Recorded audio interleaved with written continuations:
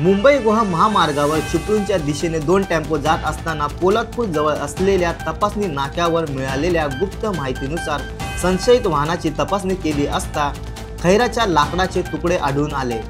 या वाहनावर पोलादपूर वन विभागाने कारवाई करत 52,000 किमतीचे खैर लाकडाचे तुकडे आणि 12 लाख किमतीची वाहने जप्त करण्यात आली आहेत। या कारवाईनंतर वनप्रेमींकडून चोरटी वाहतूक करणाऱ्यांवर कारवाई करावी अशी मागणी करण्यात येत आहे।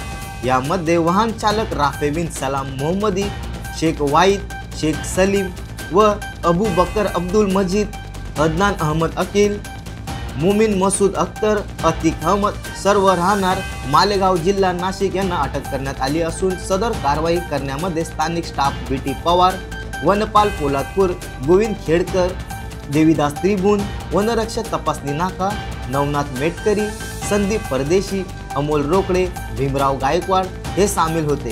जागृत महाराष्ट्र न्यूज, रामदास चव्हाण, पोलादपूर, रायगड। जागृत महाराष्ट्र न्यूज चॅनलला आता आपण ट्विटरवरती देखील फॉलो करू शकता। तसेच जागृत महाराष्ट्राच्या वेबसाईटला भेट देण्यासाठी गुगलवर टाईप करा www.jagratmaharashtranews.com।